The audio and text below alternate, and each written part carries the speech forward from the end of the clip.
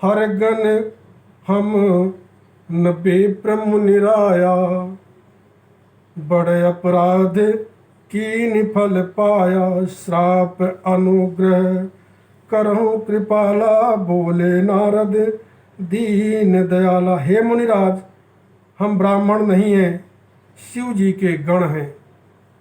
हमने बड़ा अपराध किया जिसका फल हमने पा लिया। हे कृपालु, अब शाप दूर करने की कृपा कीजिए। दीनों पर दया करने वाले नारद जी ने कहा, निश्चर जाय हो तुम दो, वैभव विपुल तेज बल हो। भुज बल विष्णु जितब तुम जैया, धरि हैं विष्णु मनुज तनु तहिया। तुम दोनों जाकर राक्षस हो। तुमने महान ऐश्वर्य, तेज और बल की प्राप्ति हो। तुम अपनी भुजाओं के बल से जब सारे विश्व को जीत लोगे, तब भगवान विष्णु मनुष्य का शरीर धारण करेंगे। समर मरण हरि हाथ तुम्हारा, हुई मुकुतन पुन संसारा। चले जुगल मुनि पद सिर नाई, भय निशाचर काल ही पाई। युद्ध में श्री हरि के हाथ से तुम्हारी मृत्यु होगी, जिससे तुम मुक्त हो जाओगे और फिर संसार में जन्म लोगे। वे दोनों मुनि के चरणों में सिर नवाकर चले और समय पाकर राक्षस हुए। एक कल्प यही हेतु प्रभु, लीन मनुज अवतार। सुर रंजन सज्जन सुखद हरि, भंजन भुवि भार। देवताओं को प्रसन्न करने वाले, सज्जनों को सुख देने वाले और पृथ्वी का भार हरण करने वाले भगवान ने एक कल्प में इसी कारण मनुष्य का अवतार लिया था। यही विधि जन्म कर्म हरि केरे, सुंदर सुखद विचित्र घनेरे। कल्प कल्प प्रति प्रभु अवतरही, चारु चरित नाना विध करही। इस प्रकार भगवान के अनेकों सुंदर सुखदायक और अलौकिक जन्म और कर्म हैं। प्रत्येक कल्प में जब जब भगवान अवतार लेते हैं, नाना प्रकार की सुंदर लीलाएं करते हैं। तब तब कथा मुनीशन गाई, परम पुनीत प्रबंध बनाई।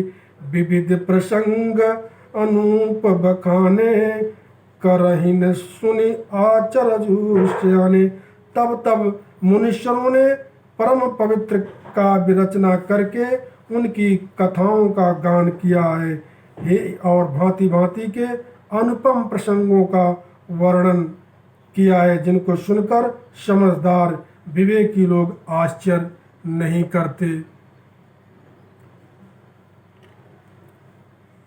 हरि अनंत हरि कथा अनंता, कहें सुनहि बहुविध सब संता।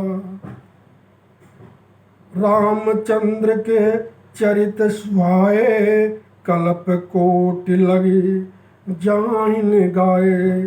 श्री हरि अनंत हैं और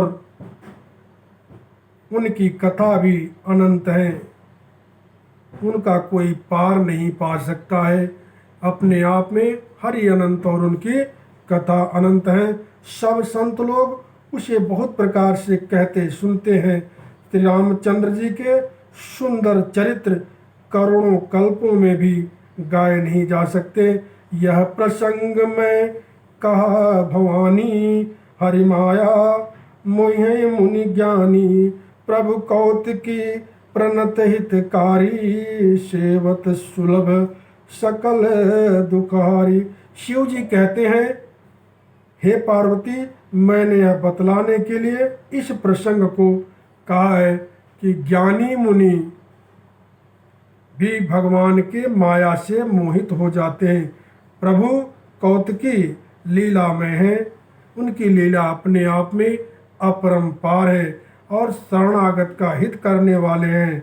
वे सेवा करने में बहुत सुलभ और सब दुखों को हरने वाले हैं। दीन दयाल बिरद समभारी, हरहु नाथ मम संकट भारी। सुर नर मुनि को नहीं जैन मोह माया प्रबल, अति विचार मन माहि भजे महामायापति। देवता मुनि और मनुष्यों में ऐसा कोई नहीं है जिसे भगवान की महान बलवती माया मोहित न कर दे। मन में ऐसा विचार कर उस महामाया के स्वामी प्रेरक भगवान का भजन करना चाहिए। हे जगत जननी पार्वती, जगदम्बा, भगवान हरि, रमापति, कमलापति, भगवान विष्णु की लीला कोई दुनिया में कोई नहीं समझ सकता। वो अपने आप में बहुत ही लीलाधारी है। वही हरि अवतार जो भगवान विष्णु जी हैं, वह राम के अवतार में जन्म लेकर के और विभिन्न लीलाएं कर रहे हैं। यही लीला करते हुए इन्होंने राक्षसों से इस धरती को मुक्त किया है। वह रावण और वह कुंभकर्ण, जिसको जो इनके द्वारपाल थे जय और विजय, जिसको सनकादिक ब्राह्मण ने श्राप दिया था, उस ब्राह्मण के श्राप के नाते ये रावण और कुंभकर्ण पहले हिरण्याकश्यप, जरासंधु और विभिन्न राक्षसों के अवतार लेते हुए अब ये इनका तीसरा अवतार जो रावण और कुंभकर्ण के रूप में हुआ है। यहाँ पर राम अवतार के रूप में शिव जी यह बात माता पार्वती को बता रहे हैं कि हे जगत जननी, राम अवतार के रूप में अब यहाँ पर धरती को राक्षसों से मुक्त करेंगे। जय श्री राम। कथा विराम।